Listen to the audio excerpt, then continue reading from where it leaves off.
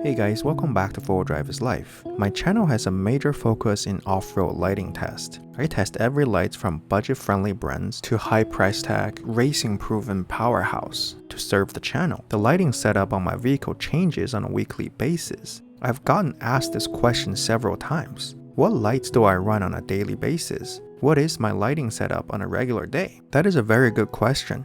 While I have multiple setups in mind that could serve different needs, I'm going to show you my most used daily lighting setup in this video, which meets my need and ideology of using the lights. In this video, you will see how they work and look on the testing field where I normally conduct my lighting tests. Also, I'm going to bring you with me on a recent camping trip to the beach and show you how the lights work on a night drive. Without further ado, let's begin. So my goal for any lights is to place them strategically covering different areas. For lights on the front bumper, my need is to cover maximum distance and wide enough to be able to see the side of the roads or trails at distance. For this reason, I use two pairs of Morimoto BigBanger HXB, one pair of spot white beam in the middle for the maximum distance, and one pair of combo amber beam on the side to provide beam width, especially in inclement weather conditions. I've tested and really like the beam pattern of the BigBanger, especially in combo pattern. It provides controlled white beam without much vertical spills, even at distance. The two white spot beam in the middle serves as my ultimate distance shooter. Here is what they look like compared to my low and high beam. All the camera settings are kept the same between the shots. First view angle is 45 degrees from the driver's side looking into the vehicle. The spot beam pattern from the Morimoto BigBanger is just second to none. It's really sharp, well focused, and almost no spillage. Here's a view from behind the vehicle. Keep in mind that the tree line at the end of the field is around 400 yards away. And this is the stock Tacoma's LED low beam. This is what LED high beam looks like. I'm going to flick between Morimoto spot and high beam for comparison purposes. Now we have the Morimoto BigBanger combo in yellow. The color temperature of this light is really comfortable to the driver's eyes. Having the amber lens definitely cuts down the output of the light. However, this color temperature is really easy on the eyes, and the combo beam pattern spreads it just enough without having too much of a spill.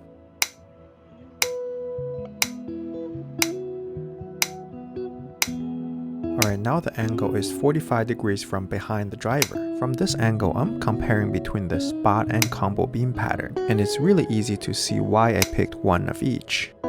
Unlike most other lights on the market, which have very dim backlights that are barely visible at night, the Morimoto BigBangers, on the other hand, features a very usable and powerful backlight. They come with a high and low power mode. The high power backlight pulls around 2 amps per light, and low power mode pulls around 0.7 amp per light. I like them because they're much brighter and can be seen even during the day. I can also use them as scene light when looking for campgrounds at night and not compromising the night vision. Oh, and it looks really cool. I happened to run into a decked out Volkswagen Touareg on the beach that has the exact same light setup as mine in the front.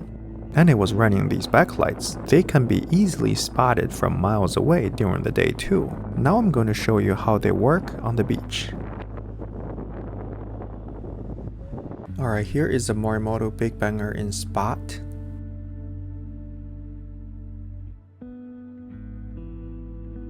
And now we have the BigBanger Amber combo. It's pitch dark on the beach because there's really no other light source out there. Here is a spot again. I'm going to show you the low beam and high beam. Please pay attention to the markers on the left side of the screen, as it's a good indicator of the beam width and distance. And this is the Morimoto 4-banger fog lights.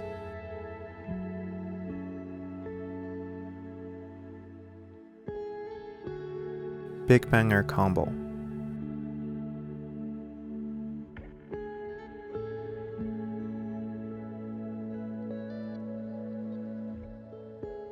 BigBanger spot.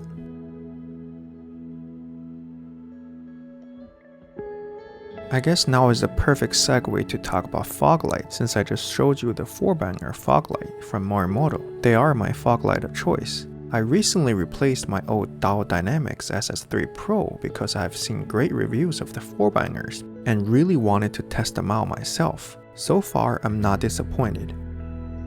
My old Diode Dynamics SS3 Pro is only 3 years old and just not doing very well against the weather elements around the Rust Belt area I live in. The paint on the non-flat area started to bubble, and it will chip right away under pressure.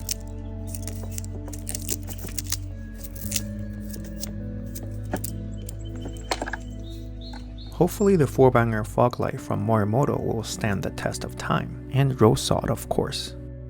I will be doing a light output and beam pattern comparison of these two lights together with the Baja Design's new SAE fog lights in the near future, so stay tuned for that one.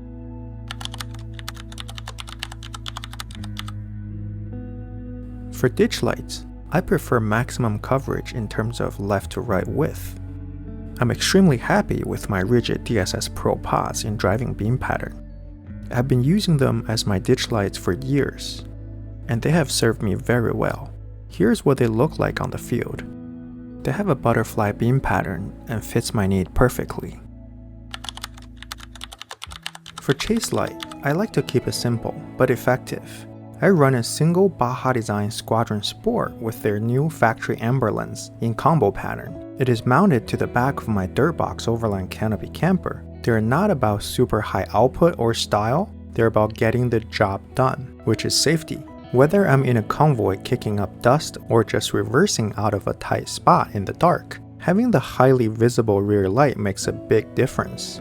It can also be used as a rear fog light in the inclement weather condition. Plus with my Auxbeam control panel, I can make it in strobe mode for maximum visibility. I also have a small pod from Diode Dynamics that I mounted to the side of my license plate. This has multiple modes: bright red with brake lights, dim red with parking lights, strobe with hazard,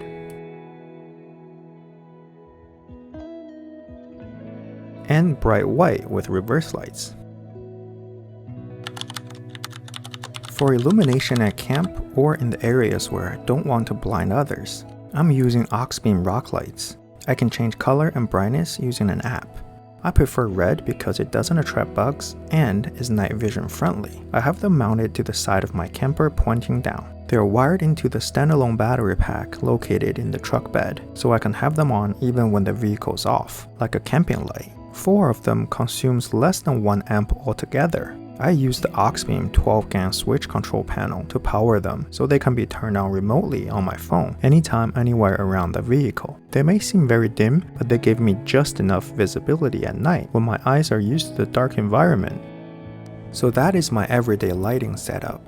Morimoto BigBanger HXB up front for the heavy lifting, 4-banger SAE fogs down low, rigid DSS Pros on the A-pillar, and a simple Squadron Sport as chase light, together with a handful of Auxbeam Rock lights for camping needs. This is the setup that makes sense for how I drive and how this channel's belief in using the lights. I know everyone's needs and budgets are different. I'd love to hear what you're running. What lights have earned a permanent spot on your rig? Have you mixed beam pattern like I did? Or do you prefer a one light for all kind of approach?